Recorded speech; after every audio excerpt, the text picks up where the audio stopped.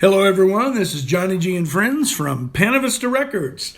Tonight we have an extremely talented man who's been a great friend of mine for quite a while, Mr.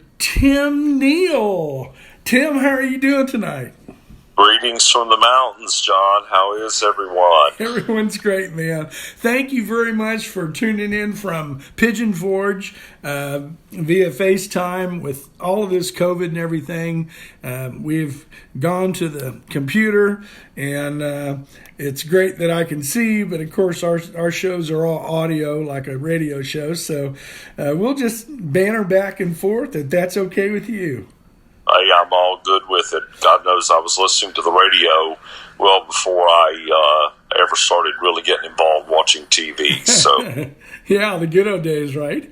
Yeah, absolutely. Well, I tell you what, I'm going to start out just asking you some questions for our audience and get to know you a little bit.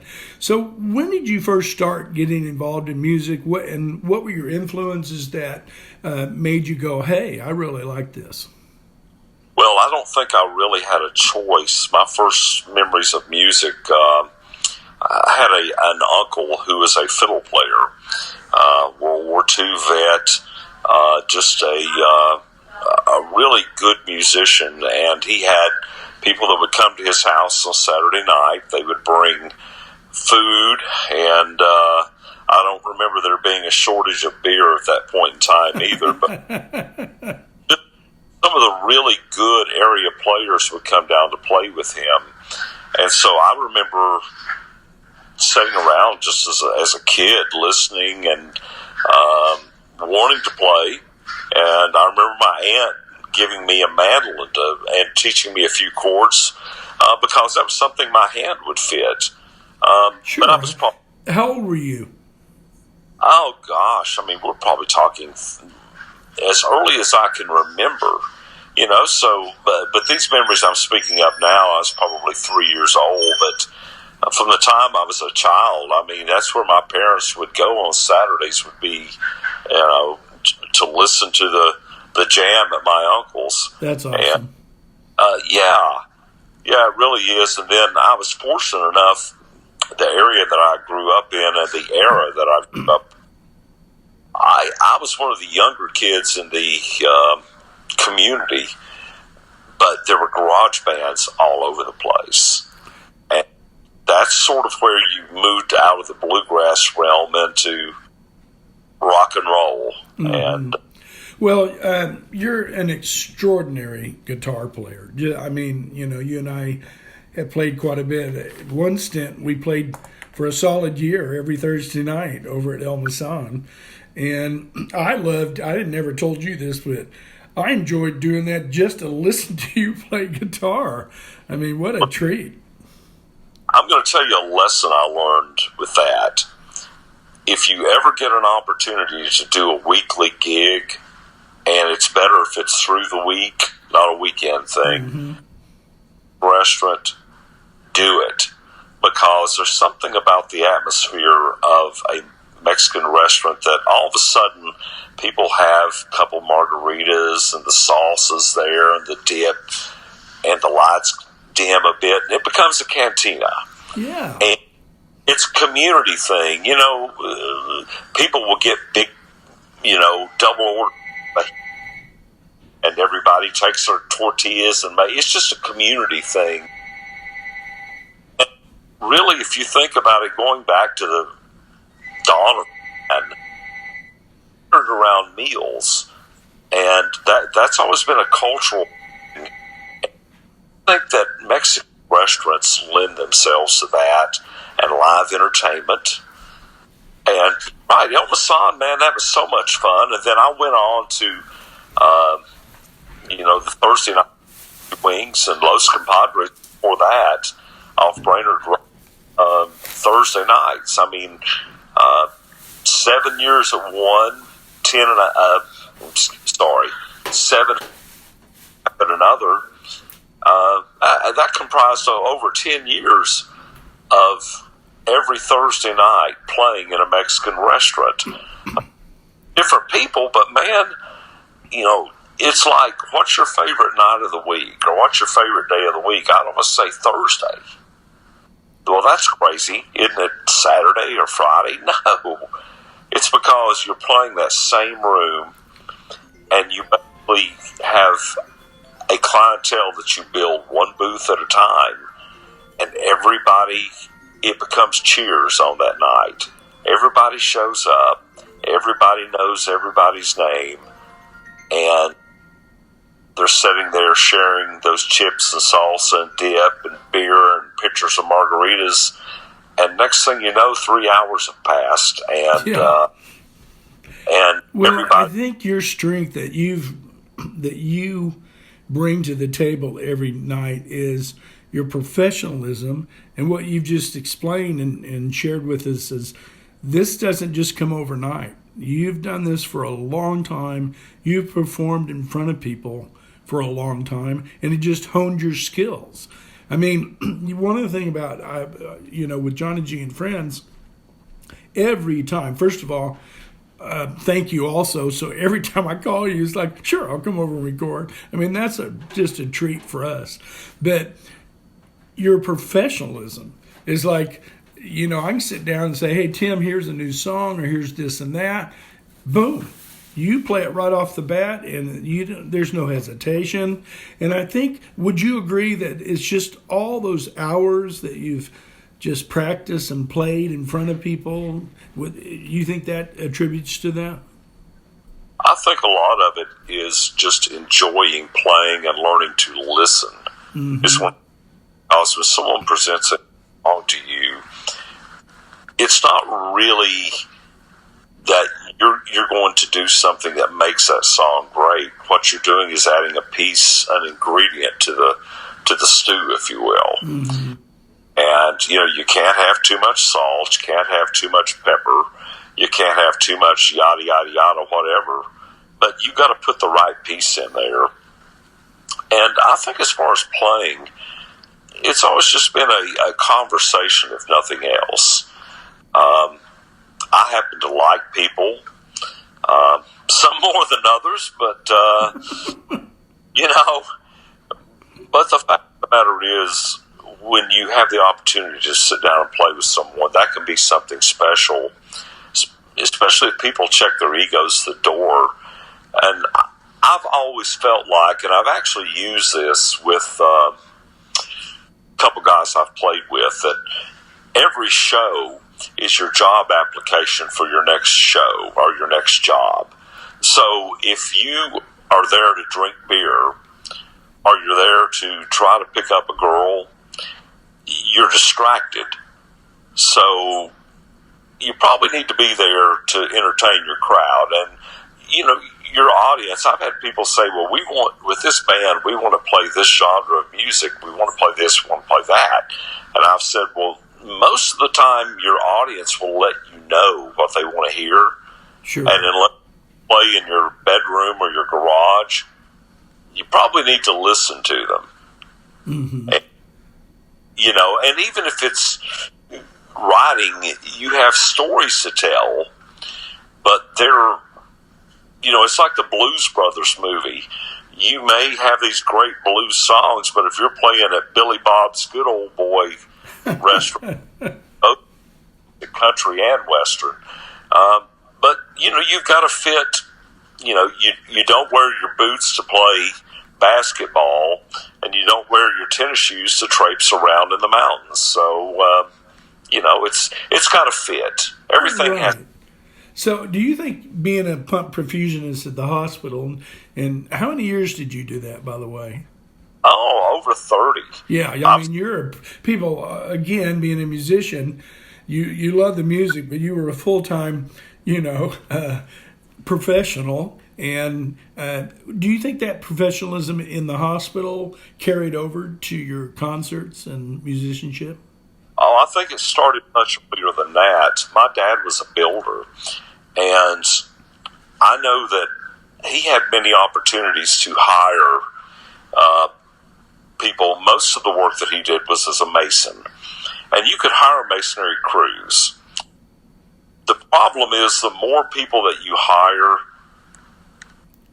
the less control you have. So you're still having to put your stamp on it, because if the job is not done right, the client doesn't really care whether you were the guy with the trowel in your hand or not.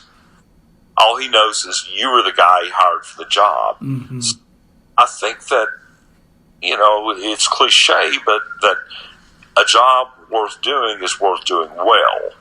I think that's true. If you're going to cut grass, if you don't have time to cut grass properly, wait till you do. Yeah, good advice. And so I think that was the work ethic and the attitude that has basically followed me. And I've always told people the best thing my father ever gave me was a job, because I was a part of that. And it was that, no, if you didn't do this right, you tear it out and you start over again.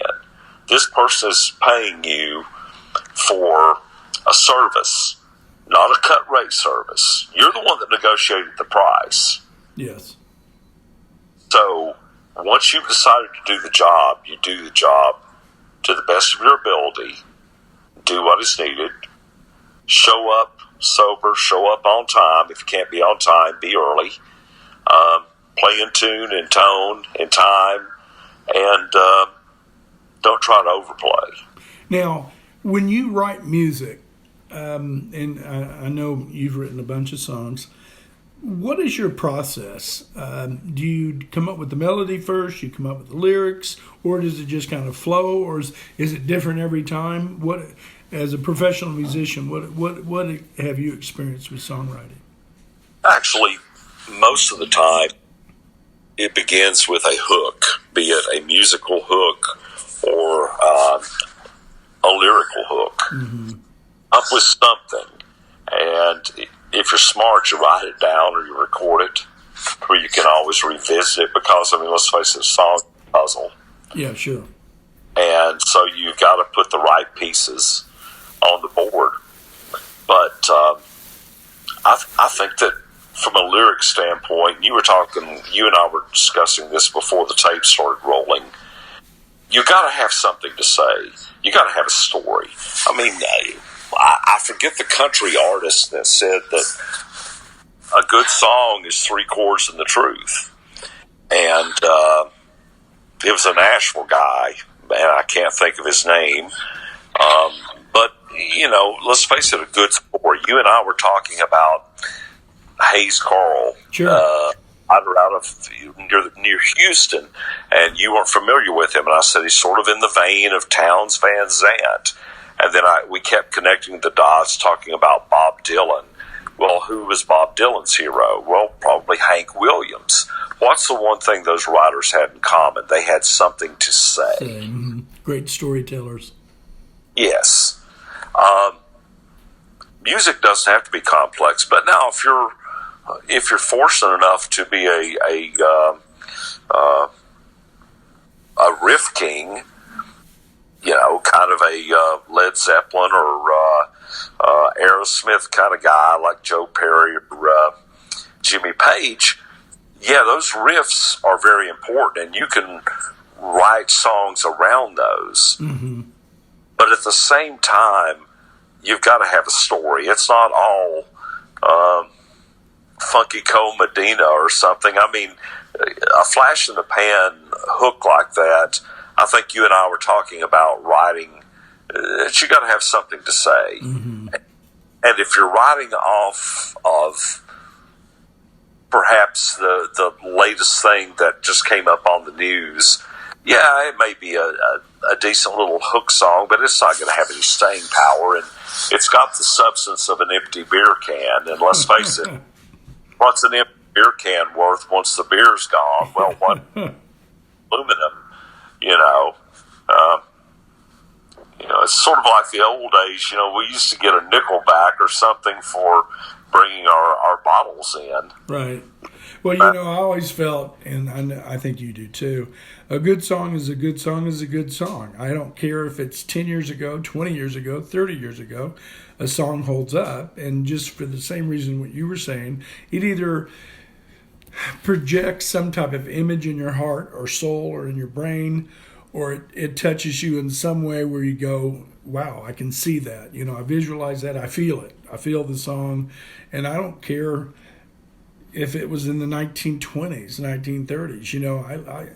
You go back and you listen to some Billie Holiday stuff and you go, I feel the song. I mean, she's not on, any variety show. She's not, she's not on the award shows. She's not singing on YouTube and stuff. You know what I mean?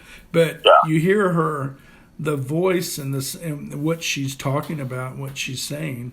It, like, for me at least, it's like, wow, what whoever wrote the song, what a great song, and then her performance of it. It touches all the bases. So yeah, I think you hit it on the head, brother. Songwriting is one of those things that unless you have something to say, even if it's a fun song, that's something in itself too. If it promotes, laughter or happiness and this and that, I mean, you've achieved that goal. Well, it's actually, you have the ability to know that one of my favorite bands because of their songwriting are the Eagles. But you could say the same about Jackson Browne or Jimmy Buffett. People say, well, what do you like about those guys? Well, it's simple. They wrote the soundtrack of your life. I mean, when you hear a particular song, it takes you back to that point in time and what you were going through. Mm-hmm. It really is. It's a soundtrack of your life. A song will mean something different to everyone, and it's amazing sometimes that a song will bring out anger in someone because they'll say, yeah, I've been through that. Carrie Underwood talking about busting out someone, carving her initials in their leather seats. Yeah, or it's going to make you laugh about, I remember this one summer, and this song was big, and we made a drinking game out of it every time we heard it. Or it could be something that you're having like the worst day in your life, and that song speaks to you and gives you some comfort. And Tears from Heaven. Yeah, I mean, it could touch base that way too. Yeah, Amazing Grace, how sweet the sound. No, absolutely. Well, listen, I want to tell you, we appreciate you so much, man, and I know that I do. I enjoy our friendship, and I've really had just a blast playing guitars with you and singing over the past years, and I can only wish you the best. And I know you're retired now from the hospital, but I'm really happy to hear that you're continuing playing and just shredding on that guitar. Is there any particular song of ours that we did together that you would like to hear tonight? Oh, I wouldn't change a thing. Wouldn't change a thing. Oh, cool. Brett wrote that, and I appreciate that. And you played some great guitar on that. I think you even played your laptop steel guitar on that. Yeah. It's a funny thing, playing in the Chattanooga area. There's a musician down there. His name's Tim Starnes, who I just think the world of. But Tim, man, I think Tim's one of the top utility guys to be found. But to play lap steel, it's kind of like a guy playing dobro in the bluegrass realm. People are going to say, well, he's good, but he's no Jerry Douglas. And I think that that's one reason that for me, lap steel and dobro and things like that have always sort of been a side instrument.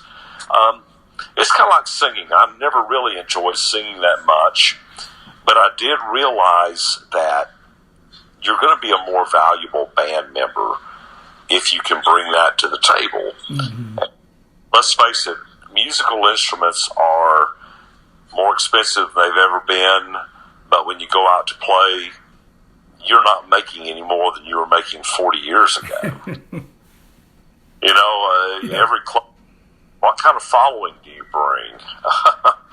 Well, I don't know. I'm not sure anybody followed me here tonight. At least I hope they didn't. But I suppose it's just the way of the world. And, right now, COVID has taken a real toll on live performances for the right reasons. That's actually something that disappointed me over the past summer. Um, did a lot of shows, and it really bothered me how almost inappropriate people were, being too close to each other, still wanting to get up in a mic and sing with you. And it's like, this is a serious deal that we're dealing with here. And coming from a healthcare background, I'm glad I dodged this bullet. I was around for H1N1, SARS, MERS, all that. I'm glad I missed this one. But I will tell you that you've had a lot of healthcare workers and first responders that have put their lives on the line, put their family in jeopardy to try and do a service. And it's not just a paycheck, because how much would it be worth for you to walk in face to face right now with someone that's on a ventilator, that's got COVID running out their ears? You know what I'm saying? Exactly. And for people to not be responsible. So I do understand why the shows have dropped down a bit. As far. And I even worry that there's going to be certain performers and people that are going to fall through the cracks. Because, let's face it, you go 2 years with limited live performances, what's the new normal going to look like? I mean, are people still going to want to come out and support live music? The musicians that are at that age that maybe they don't have 2 years now. Right. Exactly. That's their window. And those are going to be gone. And it really bothers me to go out and do shows and notice that the performers are guys that are in their 60s. I'm thinking, where are the 20 and 30-year-olds? Because those of us that are in 50 plus, our clock is ticking. And, but if you go out and you see the younger performers, you know that it's being carried forward. But those guys have to have some incentive. They got to have places to play. And playing for beer and tips doesn't get it. You need to show a little more appreciation. So I don't know. It is a very interesting time, and it's a tough industry. I mean, it always has been. I think we had a special guest a few weeks ago, Casey Crane. You know Casey, just a great singer, and she plays guitar. And she was just mentioning, that musicians, they know this. This is something that's been on the books for a long time, and also Jennifer Daniels Neal said the same thing. She said, she just said musicians know how tough it is. There's no guarantee. There's no guarantee that, like you said, beer and tips, but there's no even guarantee you're going to get that. I mean, the life of musician's tough, and you and I both know we've been in this a long time. I personally don't want to hide my light under a bushel. I love writing songs. I love playing guitar and singing. And the thing, you already mentioned it, we have a window. I mean, I don't know about other people, but you have a certain window, and that's it.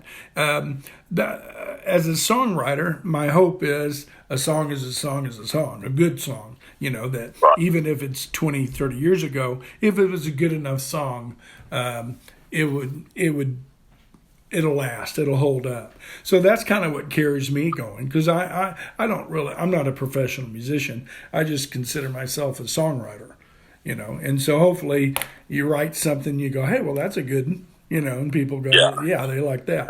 But yeah, that's a keeper. That's one of those things that you, playing with you, I've always, felt grounded. That was one cool thing about you when we play is you have that grounded personality. You were just in it. Hey, let's play this song, man. We're gonna grind this song out. And like you said, I loved when you mentioned you can't add too much salt. You can't Right. have too much pepper, but you need some of these things. And you know, you're one of those musicians that knew exactly what to play and when to play, man. So I really appreciate you. Appreciate your time sharing with us. Thank you for bringing us into your home up in Pigeon Forge. I appreciate the FaceTime and the whole bit. And I appreciate our friendship and especially the help that you've done with Jonny G and Friends. So. Well, when the clouds part, I'm looking forward to coming back down to Chattanooga. I've got a lot of friends down there. God knows there's some good hot wings at a joint or two that I know and cold beer. So whether guitars are played or not, those things don't need to go to waste. That's so right. We'll do that. I'm looking forward to the opportunity to head south here, hopefully sooner rather than later. But, you know, the timing's going to be right. We're going to do it when the time's right. Exactly. So, Tim Neal, thank you so much, and we really appreciate it. And everyone, we hope you've had a great evening tonight, and we hope you have a great week next week. Thank you so much for listening in. This is Jonny G and Friends from Pena Vista Records.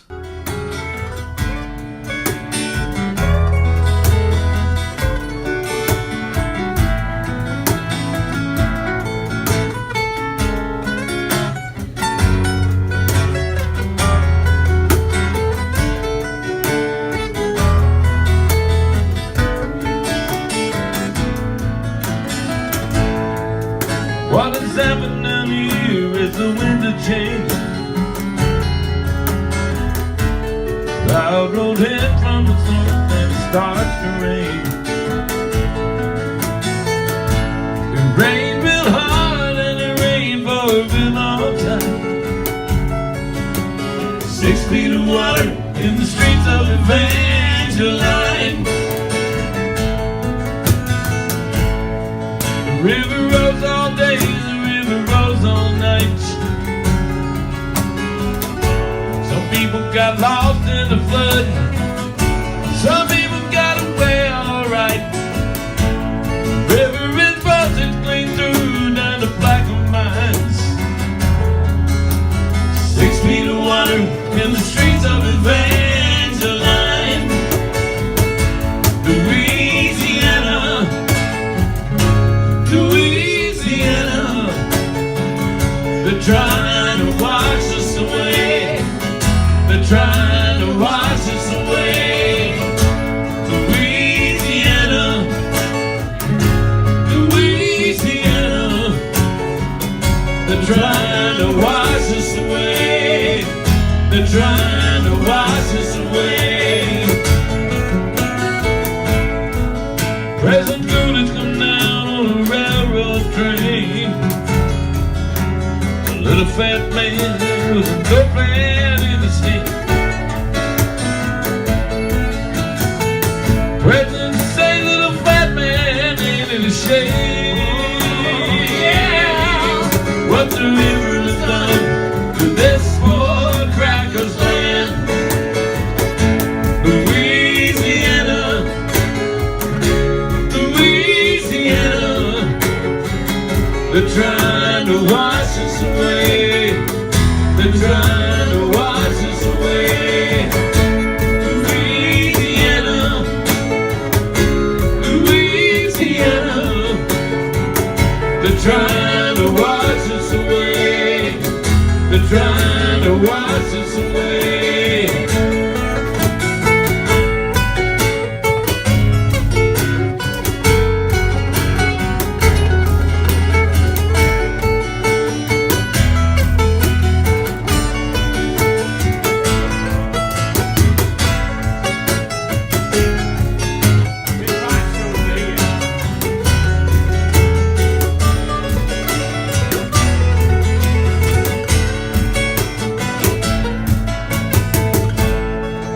President Coolidge come down on a railroad train. Saw a little fat man with a notepad in his hand.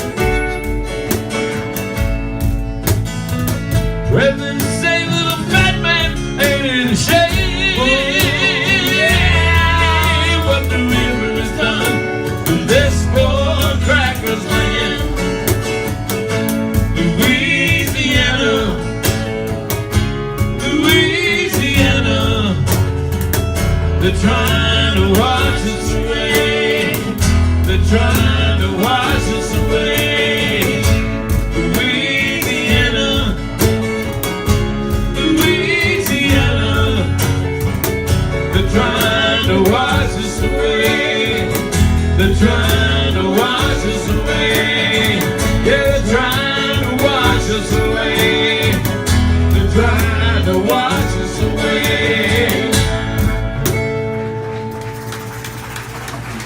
Thank you. And I mean seriously, thank you.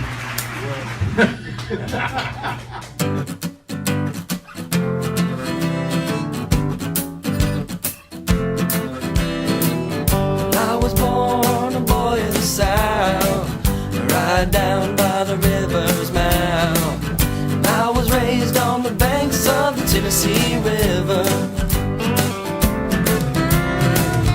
We learned in the Sunday school, keep away from thieves and wolves.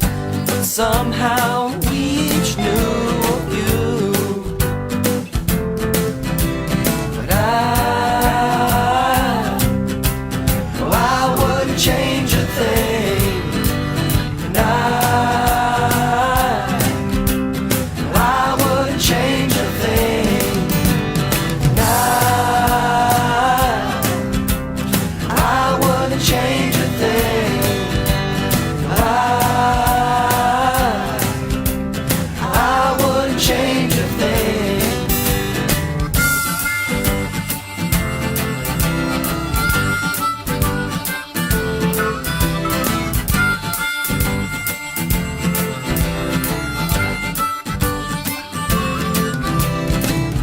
County fair and everyone came.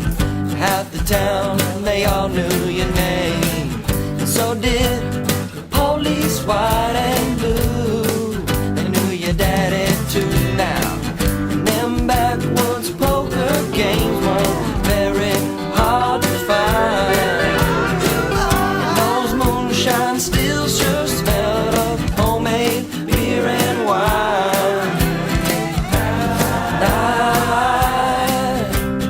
I wouldn't change a thing.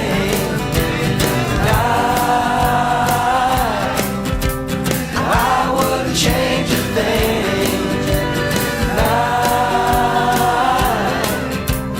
I wouldn't change a thing.